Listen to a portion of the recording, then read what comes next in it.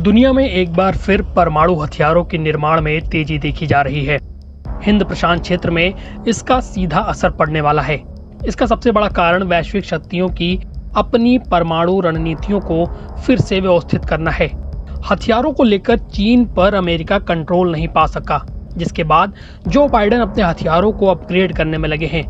देखा दुनी में चीन भी लगातार अपने परमाणु हथियारों का विकास कर रहा है। इसके अलावा रूस, चीन और उत्तर कोरिया आपस में सहयोग कर रहे हैं, जिससे 3 मोर्चों पर परमाणु समस्या दुनिया में पैदा हो गई है। इस कारण अमेरिका को परमाणु हथियारों से जुड़े दिशा निर्देश अपडेट करने पड़े हैं। अभी तक ये साफ नहीं है कि इसका मतलब क्या है, लेकिन इससे अंततः अमेरिकी परमाणु हथियार शस्त्रागार की गुणवत्ता में सुधार हो सकता है, लेकिन इसकी मात्रा में नहीं। ये डेवलपमेंट क्षेत्र की सुरक्षा के लिए एक महत्वपूर्ण क्षण है, जिसका क्षेत्रीय स्थिरता पर दूरगामी प्रभाव पड़ेगा।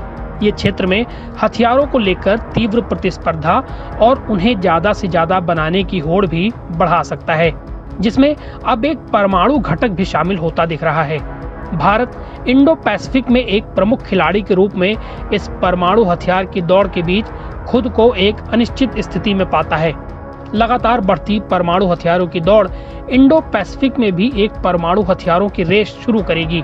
एक्सपर्ट सवाल करते हैं कि क्या क्षेत्र में बढ़ती प्रतिस्पर्धा के कारण भारत को अपनी परमाणु क्षमताओं या न्यूक्लियर डॉक्ट्रिन में बदलाव करने की जरूरत होगी। जवाहरलाल नेहरू विश्वविद्यालय में अंतर्राष्ट्रीय राजनीति के प्रोफेसर राजेश राजगोपालन ने द प्रिंट में एक लेख में कहा, भारत की परमाणु शक्ति में निश्चित रूप से सुधार की जरूरत है, लेकिन हमें केवल आकार की जगह अपने हथियारों की गुणवत्ता पर ध्यान देना चाहिए।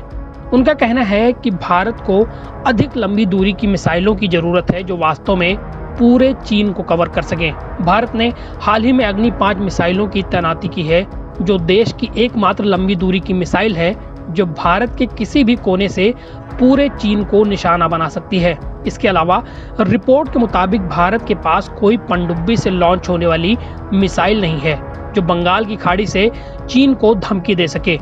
इसके अलावा हवा से परमाणु ताकत को भी बढ़ाने की जरूरत है। एक्सपर्ट्स का कहना है कि अगर भारत को चीन की बढ़ती परमाणु ताकतों का जवाब देना है तो इन क्षेत्रों पर काम करने की आवश्यकता पड़ेगी। भारत के परमाणु हथियारों के विकास की धीमी गति पर भी ध्यान देने की जरूरत है।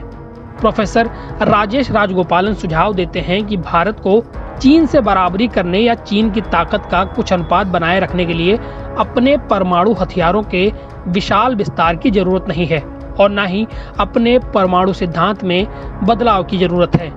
अमेरिका और चीन के बीच यह एक ऐसा खेल है जिसमें भारत को भाग लेने की जरूरत नहीं, लेकिन इस बात पर विचार करने की जरूरत है कि आखिर इससे आने वाली स्थिति कैसी होगी। एनबीटी ऑनलाइन की रिपोर्ट।